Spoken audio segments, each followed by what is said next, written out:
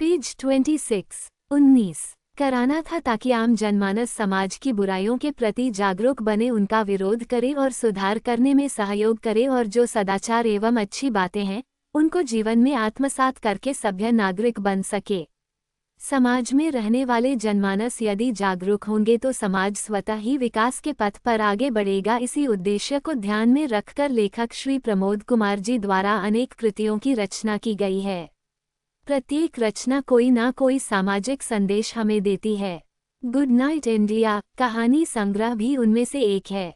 इस कहानी संग्रह के माध्यम से लेखक ने समाज में व्याप्त बुराइयों का प्रतीकात्मक रूप से वर्णन करके उनको समाज से मिटाने का सार्थक संदेश दिया है और सामाजिक चेतना हेतु महत्वपूर्ण प्रयास किया। 1.6 सामाजिक चेतना के विविध आयाम। किसी विशेष युग की चेतना में कई प्रकार की चेतनाएं निहित रहती है। इस युग में कई धाराओं का प्रचलन होता है। इसी कारण व्यक्ति एक ही युग में निजी संवेदन या दृष्टिकोण के आधार पर अनेक प्रकार की चेतनाओं को ग्रहण कर लेता है। वह चैतन्य होकर युग विशेष की परिस्थितियों को प्रभावित ही नहीं करता, अपितु वह स्वयं भी उनसे प्रभावित हुए बिना नहीं रह पाता है। पेज 20 की चेतना के मूल्यांकन हेतु हमें तत्कालीन सामाजिक, धार्मिक, राजनीतिक, सांस्कृतिक आदि परिस्थितियों से प्रभावित होकर अपनी संवेदना द्वारा उस युग को अपने साहित्य में कलात्मक अभिव्यक्ति द्वारा साकार एवं सजीव बना देता है। इस प्रकार सामाजिक चेतना के अंतर में समाज के अनेक आयाम होते हैं, जिनका सामाजिक चेतना के साथ पारस्परिक संबंध होता है, जो निम्न प्रकार है। 1.6.1 भक्ति चेतना। सामाजिक चेतना में भक्ति का विशेष स्थान है। भारतीय समाज सदैव धर्म, दर्शन और अध्यात्म को दंश रहा है। भक्ति भावना भारतीय समाज का अभिन्न अंग है, अतः सामाजिक चेतना में भक्ति चेतना भी अमूल्य भूमिका अदा करती है। भक्ति का उद्देश्य मानव को स्वस्थ और संतुलित जीवन यापन करने का संदेश देना है। ऐसा जीवन जो सहज हो, जिसमें किसी प्रकार का आडंबर न हो, स्वाभाविकता हो, बंधुत्व हो, पारस्परिक सद्भाव हो तथा आचारगत और आंतरिक पवित्रता हो। अस्तु ऐसे तत्व और व्यक्तित्व जो मानवीय एकता के संस्थापक संप्रसारक होते हैं। 10 भक्ति व्यवहारिक जीवन का संदेश प्रदान करती है। इससे मनुष्य की आंतरिक शुद्धि और आत्मोन्नयन होता है। इससे व्यक्ति ऊंच नीच, जाति पाति, काम धाम। 10 रामराजन पांडेय भक्तिकालीन हिंदी रनेगो। पेज 28 चमक दमक, दिखावा पहनावा आदि बाह्य स्थितियों से बहुत ऊपर उठ जाता है। निष्कर्ष रूप में हम कह सकते हैं कि भक्ति परोपकार, दया, सत्संगति, अनहिंसा, सत्य, विश्वास, संतोष, विकारहीनता, आडंबरहीनता, मानवीय एकता आदि का संदेश प्रदान करती है। इसके साथ ही भक्ति शारीरिक और मानसिक संस्कार का बृहत्तर समायोग है। 1.6.2 राजनीतिक चेतना। सामाजिक जीवन को संगठित रूप से बनाए रखने के लिए यह आवश्यक है कि समाज में एक प्रमुखता संपन्न शक्ति हो, जो कि नियंत्रणात्मक व कल्याणकारी दोनों ही प्रकार के कार्यों को कर सके। इसी शक्ति व कार्यों के संदर्भ में जो संस्थाएं विकसित होती है, उन्हीं को राजनीतिक संस्थाएं कहते हैं। 1.1 भारत में राजनीतिक चेतना का इतिहास काफी पुराना है, परंतु मूल रूप से भारतीय राजनीतिक चेतना को अंग्रेजी प्रशासन की प्रतिक्रिया के रूप में मानते हैं। ये चेतना सर्वप्रथम 1857 के स्वतंत्रता संग्राम में अंग्रेजी के विरोध स्वर में दिखाई देती है। पराधीन भारत में राजनीतिक जागरण का लक्ष्य एकमात्र भारत को राजनीतिक रूप से स्वतंत्रता दिलाकर पराधीनता की जंजीरों को काटना था, परंतु ये भावना जन सामान्य में बैजनाथ शुक्ल, भगवती चरण वर्मा के उपन्यासों में युग चेतना प्रे 0108 पेज 29 निहित न होकर वर्ग विशेष की थी, जिसके कारण यह सफल नहीं हो सकती। आज आधुनिक भारत में राजनीति शहर की गलियों से निकलकर ग्रामीण अंचल में अपना स्थान बना चुकी है। जीवन का कोई भी पहलू राजनीतिक प्रभाव से अछूता नहीं है। राजनीति साहित्य को प्रभावित करती है। साहित्यकार और राजनीति का गहरा संबंध है। साहित्यकार का कर्तव्य है कि वह समाज में फैली विकृतियों, सामाजिक बुराइयों एवं विसंगतियों का खुलकर पर्दाफाश करें। 1.6.3 दार्शनिक चेतना। संसार का निर्माण अनेक जीव जंतुओं, पशु पक्षियों तथा मानवों से हुआ है।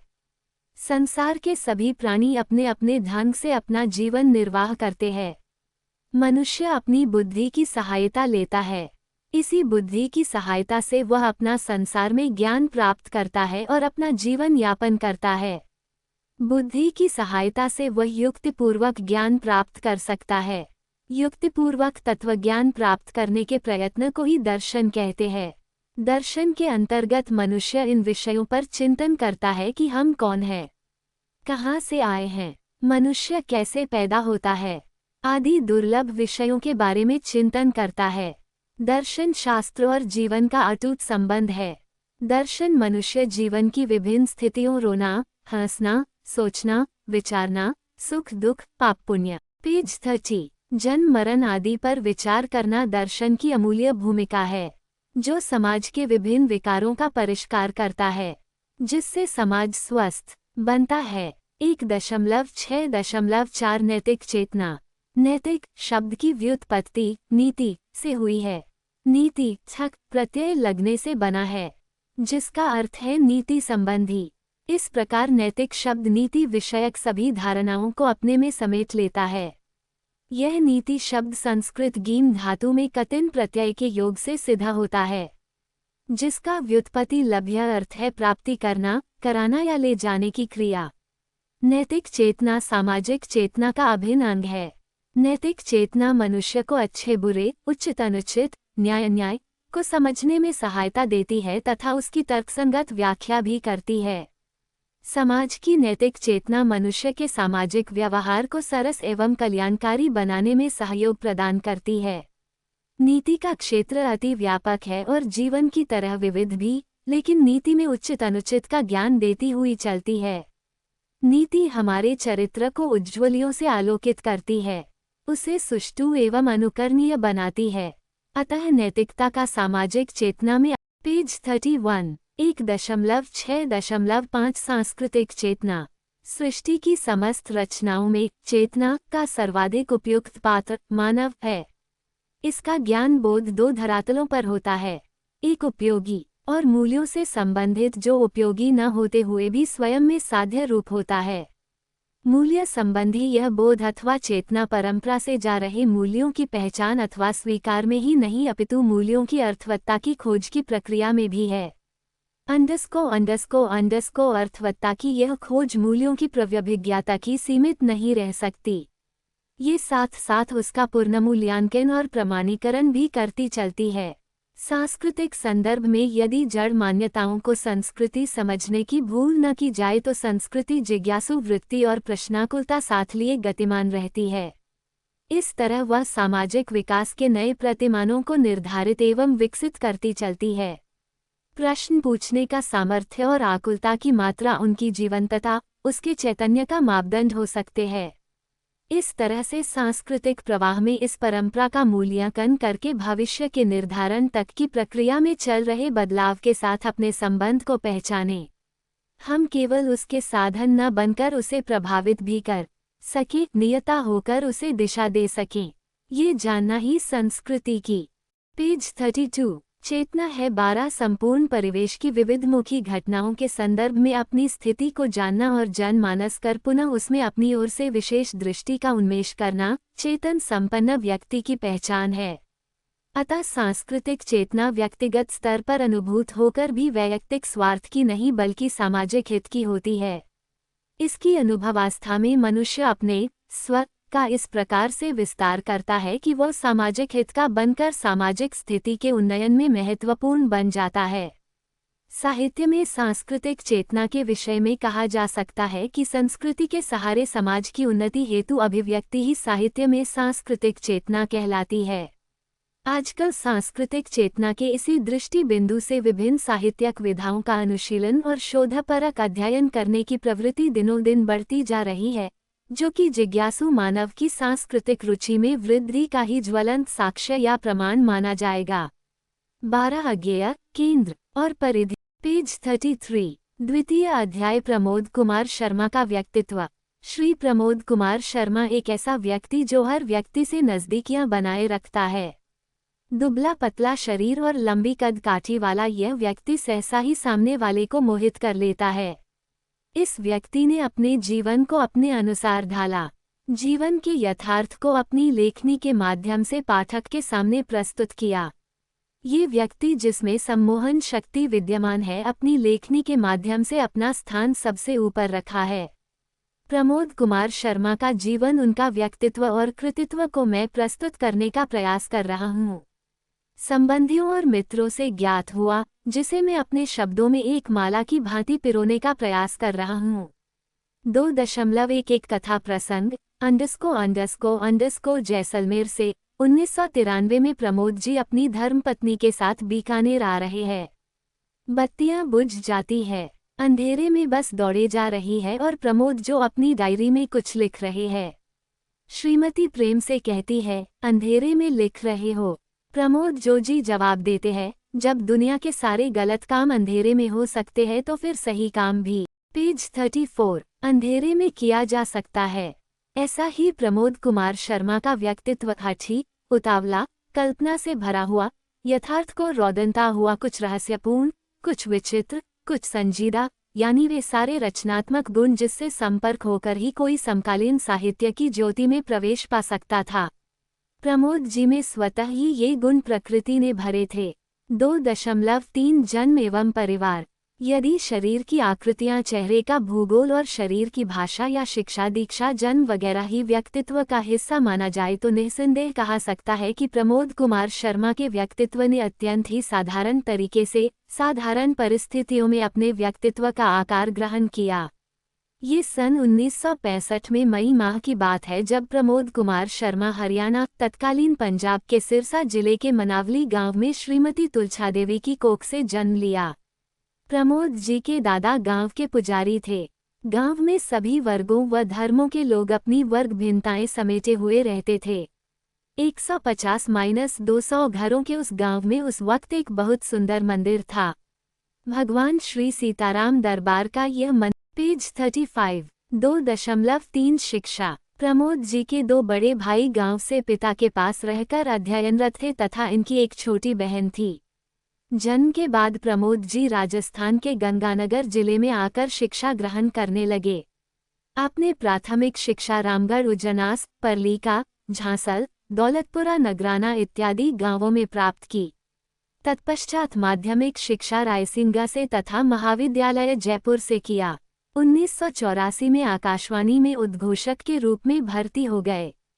प्रमोद जी की एक घटना बताते हैं कि 1976-77 की बात थी। गांधी विद्या मंदिर के अध्यक्ष श्री गौरीशंकर आचार्य के श्री गंगानगर आवास में एक विवाह का अवसर था। प्रमोद जी अपने पिता के साथ शामिल होने आए थे। पंडित श्री गौरीशंकर आचार्य जाने माने शिक्षाविद, समाज सेवक व ज्योतिषाचार्य थे। उन्होंने जैसे ही प्रमोद को देखा, उनके पिता रघुवीर सिंह शर्मा से बोले, ये लड़का किसका है? इसके पास तो बहुत ज्ञान है।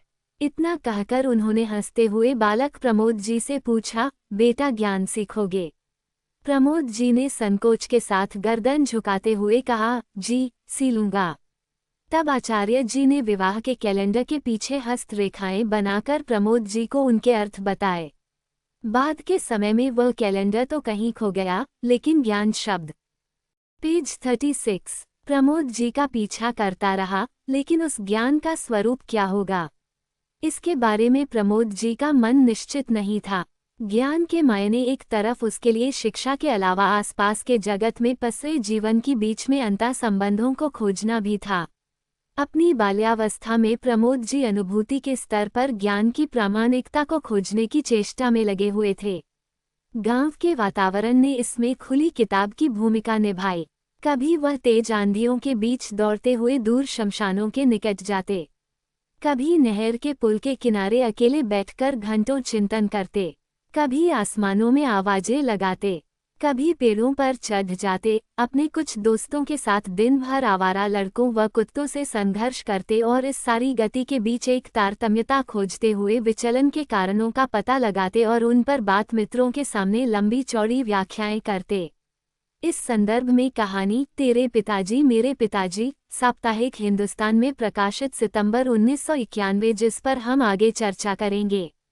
_ इससे ये सिद्ध होता है कि प्रमोद जी ने अपने अनुभव की प्रामाणिकता को स्वयं अपने हाथों से जुटाया। इसके अतिरिक्त बाल्यकाल की छवियां उनके रचनाकार मन को आकार देने वाली घटनाओं के रूप में सामने आती है। राजस्थान का पेज 37 जिस प्रकार के अंधविश्वासों रूढ़ियों से ग्रसित था, उनके मन में ईश्वर संबंधी धारणाएं कितनी बौनी व भ्रामक थी। इसका अनुभव प्रमोद जी बचपन में ठीक ठाक कर लिया था।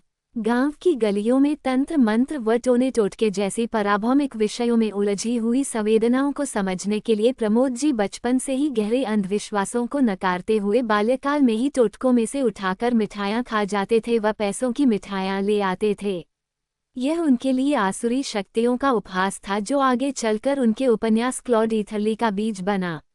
प्रमोद बाल्यकाल से ही गुरु भक्त रहे हैं। इसके पीछे शायद गुरु गोरखनाथ जी की पावन तपस्थली गोगामेड़ी गोरखाना के प्रभाव क्षेत्र में बिताया गया बचपन हो या माता पिता के संस्कार। चूंकि प्रमोद जी के पिता स्वयं एक अध्यापक थे, उसके चलते हुए प्रमोद में गुरु भक्ति आनी ही थी। यहाँ पर ये बताना भी महत्वपूर्ण होगा कि प्रमोद जी के पिता आगे चलकर अपने इन्हीं अभिनव शैक्षिकी गुणों के कारण राज्यपाल महोदय द्वारा शिक्षक दिवस पर पुरस्कार से सम्मानित किए गए। गांवों में रहते हुए अपने पिता के सानिध्य में प्रमोद जी ने देखा कि किस तरह से समाज निरंतर गतिशील व एक दूसरे के परस्पर सहयोग पर निर्भर रहता है और उसमें धर्म, दर्शन, संस्कृति, कला तथा साहित्य के सूत्र जुड़े रहते हैं।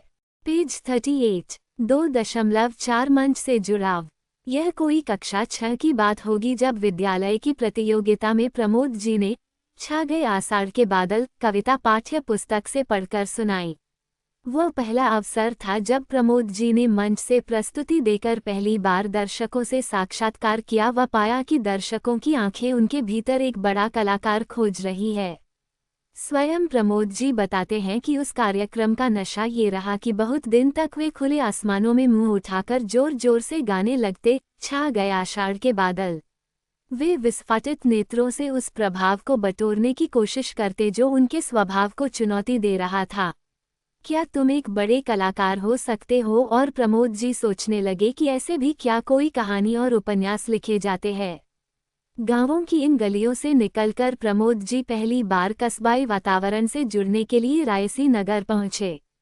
वहां पर शहीद भगत सिंह कॉलेज के प्रोफेसर डॉक्टर मनगत बादल को शहर के एक वार्षिक कार्यक्रम में उद्घोषणा करते हुए देखकर प्रमोद जी के मन में मंच से जुड़ने की इच्छा और अधिक बलवती हुई, जिसके परिणाम स्वरूप रायसीनवार के प्रवास में प्रमोद जी ने विद्यालय स्तर पर रंगकर्म और उद्घोषणाओं को चुना।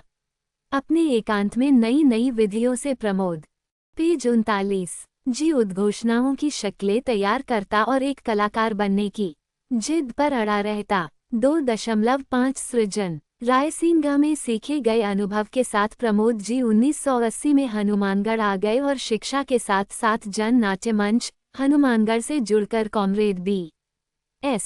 पेंटर, गोविंद अकेला, संजय माथो आदि के साथ नुक्कड़ नाटक भी करने लगा। हनुमानगढ़ का ये समय प्रमोद के रचनात्मक विवेक को दिशा देने वाला महत्वपूर्ण समय रहा, क्योंकि एक तरफ प्रमोद जी जहां श्री हरीश भादानी, श्री B.L. सहू, बृजमोहन शर्मा बंधु, श्री रामकुमार ओझा, श्री करनीदान बारहट, श्री जनकराज पारीक, डॉक्टर मनगत बादल, ओम पुरोहित कागद, रविदत्त मोहता, राकेश शर्मा, मायामृग, गोविंद शर्मा आदि लेखकों से निरंतर जुड़ा रहा। वहीं दूसरी तरफ महाविद्यालय की अतिरिक्त शैक्षणिक गतिविधियों में भाग लेते हुए एक कलाकार की शक्ल में ढलने लगा। हनुमानगढ़ में स्थानीय स्तर पर जन समस्या और जागृति के लिए प्रमोद जी निरंतर ही सामाजिक संगठनों से जुड़ाव रखते हुए कहानियां और कविताएं भी लिखने लगे। उन दिनों दैनिक पंजाब केसरी, नवज्योति ट्रिब्यून, जनसत्ता, राजस्थान पत्रिका, प्रताप केसरी, सीमा संदेश आदि समाचार पत्रों में प्रमोद जी की रचनाएं प्रकाशित होने लगी। साथ ही श्री मायामृग, अमित, पेज 40 साथ मिलकर साहित्य नामक संकलन निकाला। कहना न होगा कि प्रमोद जी के व्यक्तित्व के निर्माण में कलाओं ने एक महत्वपूर्ण भूमिका निभाई है, जिनसे सीखते हुए प्रमोद जी अंततः आकाशवाणी के पद तक पहुँचे। प्रमोद जी के बारे में उनके कविता संग्रह सड़क पर उतरेगा ताजमहल के पलैया पर मायामृग लिखते हैं कि समझ में नहीं आता कि ये दुबला पतला नौजवान रचनात्मक कार्यों के लिए इतना समय कहाँ से निकालता है। सचमुच प्रमोद जी बहुत ही गतिशील ढंग से शब्द और उसकी परंपरा से जुड़ते चले जा रहे थे।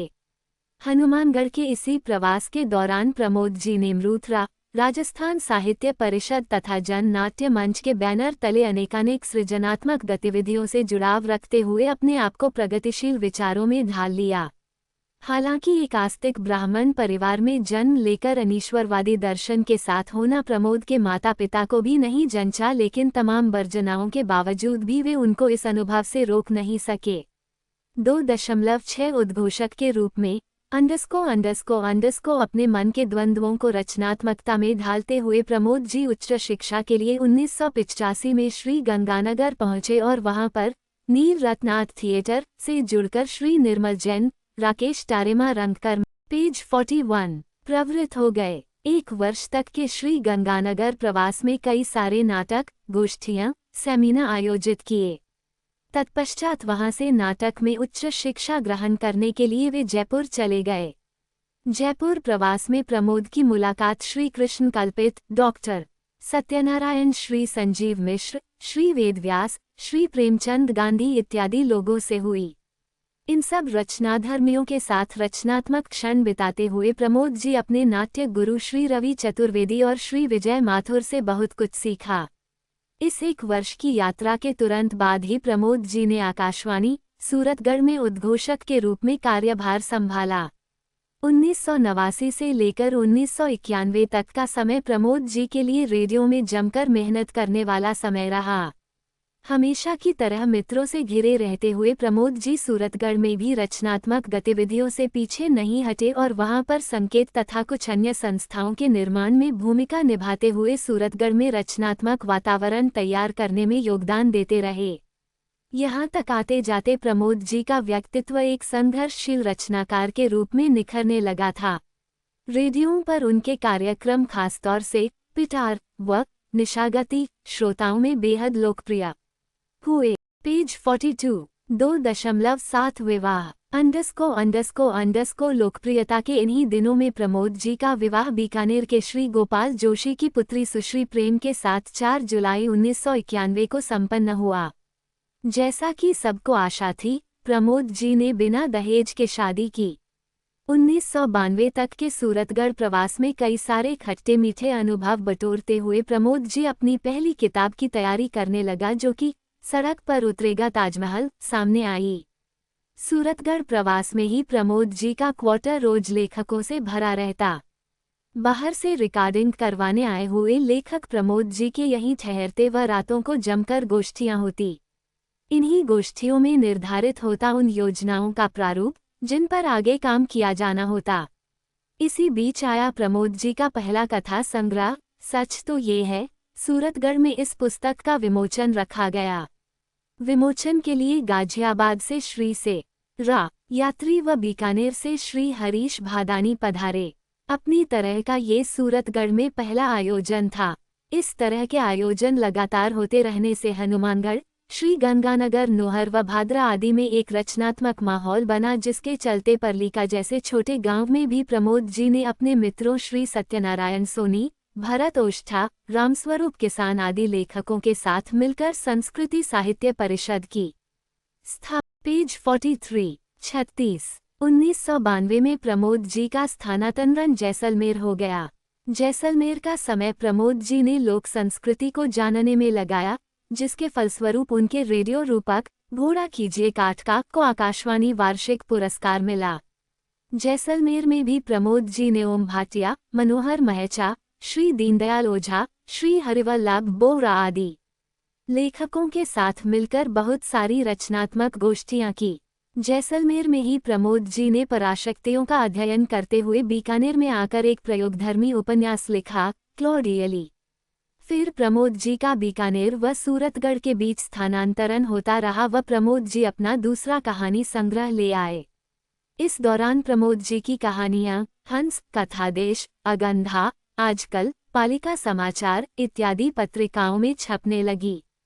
किंतु क्लाडियली के उपन्यास दर्शन ने प्रमोद जी के नास्तिक स्वरूप को पुनः आस्थाओं में ढाल दिया और वे अपने पूज्य गुरु स्वामी सोमगिरी जी महाराज के सानिध्य में ईश्वरीय सत्ता पर अपना शोध व साधना करते रहे, जिसके फलस्वरूप लंबी कविता बीज का प्राकट्य हुआ। पुनः आस्थाओं से जुड़कर प्रमोद जी अपने आप को गौरवान्वित महसूस तो कर रहे थे, लेकिन साथ ही वे उन कारणों को जान लेना चाहते थे जिनके कारण एक आस्थावान पेज 44 उत्पन्न हो रही है। इस प्रयास ने प्रमोद जी ने पूज्य स्वामी श्री सोमगिरी जी महाराज के साथ उनकी पुस्तकों कालजयी सनातन धर्म, जीवन रहस्य, सनातन संस्कृति का विज्ञान एवं दूर कहीं से पास संग्रहों पर काम किया। ये सभी संग्रह स्वामी जी महाराज के रचनात्मक रूप को हमारे सामने प्रस्तुत करते हैं, जिनमें गुजरते हुए पाठक अपने भीतर आध्यात्मिकता की जांच अवेरने लगता है। निस्संदेह प्रमोद जी के मन पर भी इन पुस्तकों के चिंतकों का गहरा प्रभाव पड़ा और वे पूरी तरह से आस्तिक हो गए। इस सनातन की छुटपुट छाप उनकी नई कहानियों में दिखने लगी, जिसमें सजा प्रकाशित प्रथम प्रवक्ता हुआ, शव यात्रा तथा मेमोरी कार्ड जैसी कहानियां सामने आती है। यहाँ पर ये बताना भी उल्लेखनीय है कि प्रमोद जी ने कालगुप्त, दिलीप भटनेरी और भपोई बेदगी आदि नामों से भी लेखन कार्य किया। मासिक पत्रिका टेट, सिरसा हरियाणा के एक अंक में छपी कविताओं से पहले हनुमानगढ़ के वरिष्ठ कवि श्री सीमांत ने प्रमोद जी के बारे में लिखा है, कालगुप्त, रूप शर्मा और मैं टाउन जाना चाहते थे, लेकिन बहुत सी सिटी बस नहीं आ रही थी। हमारी जेबों में एक आध चवन्नी अठन्नी थी। कालगुप्त जी ने कहा, लोग कितने अमीर है। सब टेम्पो पेज 45। कालगुप्त कविताएं बहुत कम लिखता है और कहानियां बहुत ज्यादा। कालगुप्त विचित्र है, कालगुप्त जिंदा दिल है, कालगुप्त स्वामी है, कालगुप्त गुस्सेल है। कालगुप्त उस श्रेणी में आता है जिसमें लोग किताब पर निर्भर नहीं होते। कालगुप्त बिना मुद्दों के बहस करता है, कभी कभी कालगुप्त बहस में अपनी टांग ऊपर रखते हैं। कालगुप्त लिखने के बाद सुनाना नहीं भूलते। कालगुप्त दुबला पतला है। कालगुप्त हनुमानगढ़ कथा साहित्य का विशेषण है। कालगुप्त दौड़ जीतने वाला खरगोश है।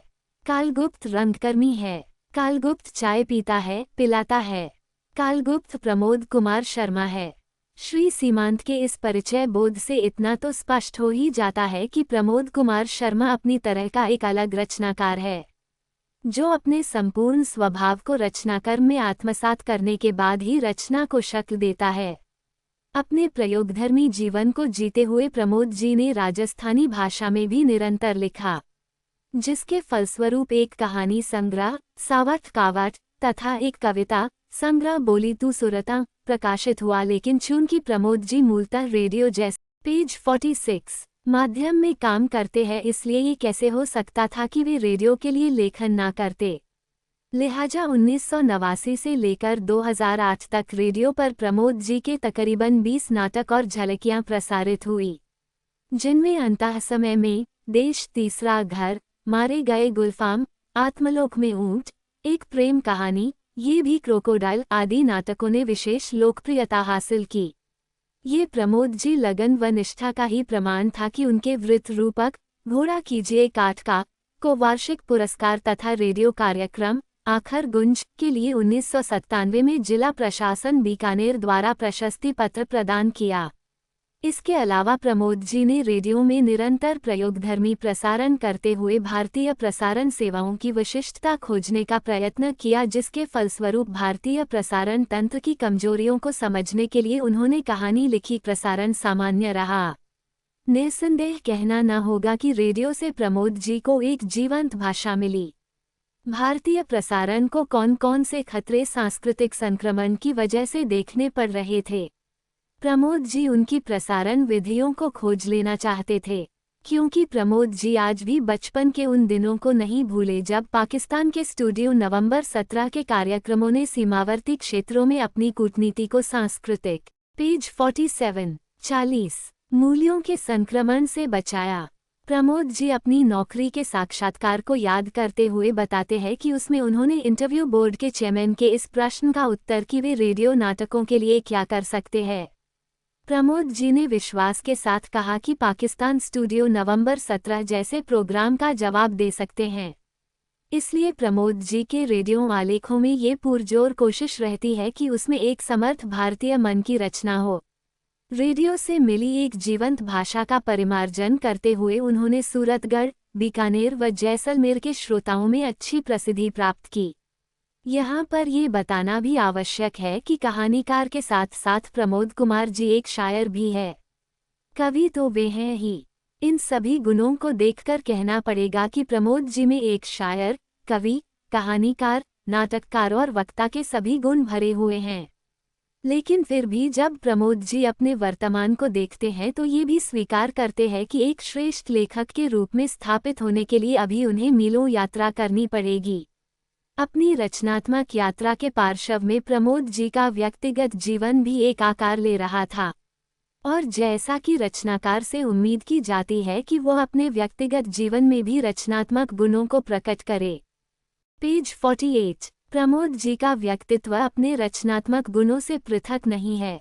दूसरे की पीड़ा, रोग, शोक देखकर वे तत्काल उसकी सहायता के लिए दौड़ पड़ते हैं। इनके व्यक्तित्व में ये गुण तब परिलक्षित हुआ जब लंबे साक्षात्कार के दौरान एक दिन मैंने देखा कि कुत्तों का एक नन्हा सा पिल्ला कुछ सीढ़ियां चढ़कर ऊपर आ रहा था और वह व्याकुल हो गया। उस दृश्य को प्रमोद जी ने देखा और तुरंत ही उन्होंने उस पिल्ले को अपने हाथों में उठाकर शांत किया। इतना ही नहीं, उन्होंने उसके लिए छोटे से घर की भी व्यवस्था की ताकि वह इधर उधर ही भटकता न रहे।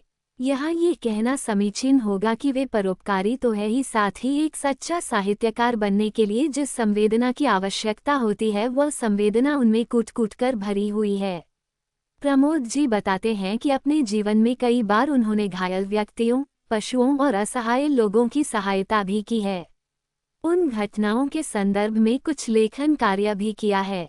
कहानी यदा यदा ही धर्मस्य। हालांकि प्रमोद जी इसे स्वयं की प्रशंसा मानते हुए ज्यादा घटनाओं का उल्लेख नहीं करते, किंतु उनका यह आग्रह तो रहता है कि व्यक्तिगत स्तर पर भी एक रचनाकार को मनुष्यता का सेवक होना चाहिए। वर्तमान में प्रमोद जी बीकानेर के आकाशवाणी केंद्र में कार्यरत है और अपना जीवन अपने दर्शन की पेज 49 प्रतिबद्धता से बिता रहे हैं। वे जहां शहर की महत्वपूर्ण गोष्ठियों में एक प्रबुद्ध श्रोता के रूप में उपस्थित होते हैं, वहीं वे अनाम साधुओं के निर्जन अखाड़ों में भी ज्ञान प्राप्त करने की चेष्टा करते हुए दिखाई देंगे। कहीं वो पक्षियों, पेड़ों, गायों और दूसरे प्राणियों के बीच स्थितिवाद का दर्शन रखते हुए अद्वैत अनुभूतियों की खोज करते हुए लेखन में प्रतिबद्ध रहते थे। कभी वे बीकानेर के प्राचीन मंदिरों, दरगाहों और साधारण स्थलों पर बैठकर पदार्थ और चेतना के रहस्यपूर्ण अतः संबंधों की व्याख्या करते हुए ईश्वरीय सत्य को खोजते हैं। प्रमोद जी जो कि बीच में मानने लगे थे कि ईश्वर नहीं है, अब पूरी तरह से ईश्वर के प्रति आश्वस्त हो गए थे। लेकिन जब भी ईश्वर का प्रश्न उठता है, उससे साक्षात्कार की बात भी सामने आती है। निस्संदेह कहा जा सकता है कि प्रमोद जी पूरी शिद्दत के साथ प्रयास में लगे हैं, लेकिन स्वयं उनकी स्वीकारोक्ति है कि वे इस प्रयास में पूर्ण सफल नहीं हुए हैं। हाँ, आंशिक समस्याएं जरूर छुटपुट अनुभूतियों के रूप में होती है, लेकिन उन्हें साक्षात्कार नहीं कहा जा सकता। वो तो पूर्ण ही होता है, छुटपुट नहीं। अतः प्रमोद जी इन साक्षात्कारों की इन्हीं कोशिशों में जुड़े हैं। इस कोशिश में उनकी गुरु शक्ति का बड़ा योगदान है। आज समूचे विश्व को अध्यात्म का आलोक और ईश्वरीय संदेश पहुंचाने वाले। पेज 50 श्रद्धेय स्वामी संवित सामगिरी जी महाराज प्रमोद जी के आध्यात्मिक गुरु है, जो निरंतर ही प्रमोद जी को उद्बोधन देते हुए ईश्वरीय मार्ग पर गतिशील रहने की प्रेरणा देते हैं। इनका मानना है कि बिना गुरु के एक भारतीय आत्मा के लिए उन्नति का मार्ग नहीं खुल सकता, जो हमारी सनातन आवश्यकता है। हालांकि प्रमोद जी की समकालीनों से ईश्वर और उसके अस्तित्व को लेकर जोरदार बहसें होती रही है, लेकिन इन बहसों ने प्रमोद जी को आस्था नहीं बल्कि ऐसी आस्था सौंपी जिससे वे और ज्यादा गुरुभक्त हो गए। प्रमोद जी के लिए गुरु केवल व्यक्ति ही नहीं बल्कि धर्म, दर्शन, कला और साहित्य सब कुछ है। प्रमोद जी समझते हैं कि यदि विस्मृति के महासागर में डूबते भारत के पौराणिक मन से गुरु अगर हाथ से छूट गया तो भारत का आत्मगौरव नष्ट होने के मार्ग पर चल पड़े। इसलिए प्रमोद जी हर समय ये कोशिश करते हैं कि वे जीवन मर्यादाओं, मूल्यों, अनुभूतियों, संवेदनाओं इत्यादि में गुरु को साक्षी भाव से रखते हुए स्थितिवाद का निर्वाह करें। यहाँ पर यह कहना कोई अजीब बात नहीं होगी कि प्रमोद जी की भौतिकताएं देखते हुए वे अपने समय के उन लेखकों में शुमार किए जा सकते हैं जिनका मूल्यांकन विश्व साहित्य की देहरी पर किया जा सकता है। प्रमोद जी कहीं भी किन्हीं भी मायनों में किताबी कहानीकार नहीं है। वे जीवन के हर अनुभव में एक कहानी गढ़ने की क्षमता रखते हैं।